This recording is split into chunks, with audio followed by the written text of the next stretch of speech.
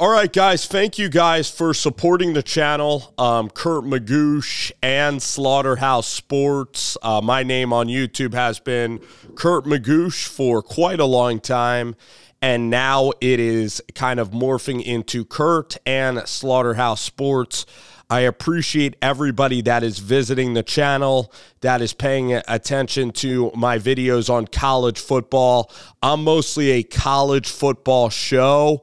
Occasionally, when I do a live stream, which you guys can see in the live stream part, I can talk a little bit of NFL, and if you guys leave comments below, I can answer some NFL questions. I definitely follow the league. I just saw Brady, of course, do that annoying thing. All right, so Deion Sanders and Coach Prime going to Colorado Boulder, and this is the most exciting coach in sports right now, and it's not even close. I mean, Deion Sanders and his two kids, they have an all-access film crew that follows them around, and they record locker room speeches. Everything is all access, and it's all raw footage. So it isn't like that crappy Amazon show. It's not like Hard Knocks either. And the fact that they are going to try to break into college football, into the Pac-12, and really have a chance at really winning a national championship. Theoretically, every team in Division I, specifically the Power Five, has a chance to win a national championship. So that is what is going to be transpiring in Boulder, Colorado. All right. So Deion Sanders reports Sean Lewis now going to be the offensive coordinator. So interestingly enough, unless you watch Jackson State football, they've never really had to have an identity. Like, what's the identity of Deion Sanders on offense? He talked about culture and changing a 1-11 team and a team that's been down for 20 years, ever since the 1990s when they played in the Big 12. But Deion Sanders needs to change the culture. But what is he going to do on the offensive side of the ball? Are they going to air it out? Are they going to play some smash mouth football? Now, his son is a good quarterback, so I believe that they are definitely going to throw the ball down the field to their skill position players, and Sean Lewis is the guy. So it says Deion Sanders has $5 million to give to the staff. Sean Lewis was making $530K at Kent State, maybe double that. He's maybe making $1 million now. He's 36 years old, and he was the youngest Division I coach. All right. I think he was hired at maybe 32 years old.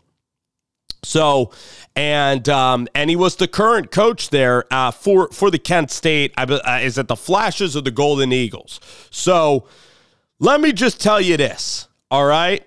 Let me just tell you this about this hire. I really like this hire, because even though Kent State didn't win a lot of games, this is a rising star in the coaching industry. You look at Cincinnati as well, or actually Iowa State. And Iowa State, I'm surprised that they promoted Neil Sheehy instead of going back here, because this guy, I believe, knows Matt Campbell, because Matt Campbell was at Kent State before he took the job at Iowa State. So, right now, what's going to happen here is Sean Lewis is going to go out to Colorado, and he's going to be surrounded by talent. There was a report out there that's crazy that like 44 4- and 5-star guys are already considering going to Colorado. So as a play caller, you're getting a lot more talent. And I like this move because Sean Lewis is known as a very innovative offensive guy. In fact, I'm going to look up a Wikipedia to figure out where he was before Kent State. He didn't do that well at Kent State, 24-36, but he improved each and every year. In fact, I think he went 2-10 his first year. So here's his record: 2-10, 7-6, 7-7, 5-7. He stabilized that program in the MAC. All right. Nebraska Omaha tight end coach, in Akron, a grad assistant at Akron, and then Wow, he was at Bowling Green. He was the Bowling Green offensive coordinator for a very long time. That's interesting, actually. I think he actually overlapped with Brian Ward, and Brian Ward just got hired to Kenny Dillingham's staff. So Brian Ward is the defensive coordinator now at Arizona State, who is at Washington State, and he was at Bowling Green too. So put it this way about Sean Lewis, is that Sean Lewis is connected with Dino Babers. He's very connected with Dino Babers. Went to Syracuse, I believe, in 2017. So I think that Dino Babers was connected. I really think that he's connected. All right.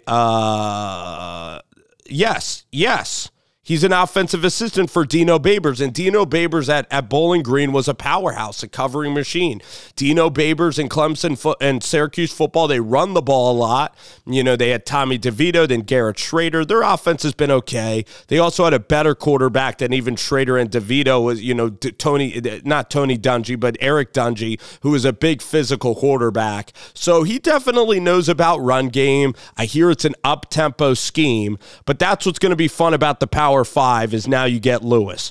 Also coming over to Deion's staff is Willie Taggert. And Willie Taggert, man. Willie Taggert, what a journey that Willie Taggert had. I believe he was a G5 coach. Then he got hired to be the coach of Oregon.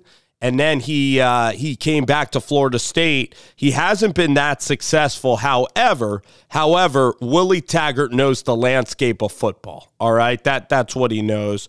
So Willie Taggert, 46 years old, and he has a very extensive resume. So again, I like this as well. He's going to be an assistant coach to Deion Sanders. Now, he hasn't had the most success, but once again, you're getting a guy who was at Oregon, who was at Florida State, okay? He was at South Florida. He was great at USF, and that place has gone to crap. He was there 10-2, 8-5. He built South Florida. Then he went to Oregon 7-5. Then when he was with Florida State, he had 2 really bad seasons at Florida State. And then he kept on, going, unfortunately, into a spiral in terms of his head coaching acumen, and then he went out to Boca, and I think he replaced Lane Kiffin, and that's hard to do. And then he's been very mediocre at Boca, at Florida State, and at Oregon. So he's barely had an above 500 record. But the thing is, guys, listen, he's not going to be the head coach. It's going to be Deion Sanders. He's going to be surrounded with unbelievable talent. Florida State, you look at it, 2 years, didn't really get a large sample size, but he wasn't great in recruiting there, and he didn't really build a great football team, but he does really have experience. He does have good experience, his ties. I know he didn't recruit at Florida State, ironically, but before that at South Florida, he was great at recruiting, and I think that 10-2 season was a little lightning in the bottle for Taggert. But Taggert's just going to be on the staff, so it doesn't really concern me that much, like that he hasn't been successful as a head coach. I want him to recalibrate anyway for Willie Taggert, who's still very young, especially for coaching standards, and yeah, so Willie Taggert, they don't like him too much at Oregon, but Willie Taggert's now going to be going to Colorado. So again, Deion Sanders gets a guy. When you get a guy that's coached at the Power 5 level, he's been in that chair before. He could tell you what to do and what not to do. And that, I think, is going to be beneficial. So Sean Lewis, I'm very, very excited about. You get like a young coach that's going to come in there and can breathe some life into this Colorado program. The one thing is that the staff has got to figure out a way to have staff continuity. That's going to be important. And then Deion Sanders. There's a chance that the players might turn on Deion, especially this year. It's going to be a tough year, especially with a lot of guys leaving that program, a lot of people coming in. It's a year of transition. So this is going to be one of the hardest years at Colorado. So I'm curious to see how it all pans out. And then again, you're filming a reality show, you're filming, everything. So we as fans are blessed to be able to see behind the scenes stuff, and the behind the scenes does give recruits and some people it does give exposure to Deion. Some people are going to love him and some people aren't going to like him. It sure is going to be, when you're playing in Power 5 ball, there's going to be some bulletin board material that happens, and then Deion Sanders is a big presence, and that's what you're getting with Prime. He has his own lead-in music and so on and so forth, so he's not a cookie-cutter coach by any means, but the thing is, when the team loses, how stable can they be when adversity hits? How consistent are they going to be on a day-to-day basis? Is this going to get too out of control? And that's why, even as an AD, like say you're at Auburn or Georgia Tech, you have to yield a lot of your privacy when Deion is around, because you have all of the cameras, all of the film, and all of that surrounds Coach Prime and Deion Sanders. So you can understand why a lot of colleges, why 95% probably of most colleges would not want, their coach saying, to the current, players, you guys are going to get run out of here, and I'm bringing over all my other recruits, and we're going to have film, and we're going to be filming all this stuff. But as a fan, I am really excited to watch it. The fact is, he also goes to a program that hasn't been relevant, so it's really good for Colorado to at least be in the public spotlight, and he has a chance to win. And there are certain things that I really love and agree with Coach Sanders. Like, I actually like the whole approach of taking your cell phone, turning your cell phone off in the meeting room, or taking your hat off in the meeting room. So, Coach Prime says that he really loves responsibility, and he really preaches responsibility. It's strict.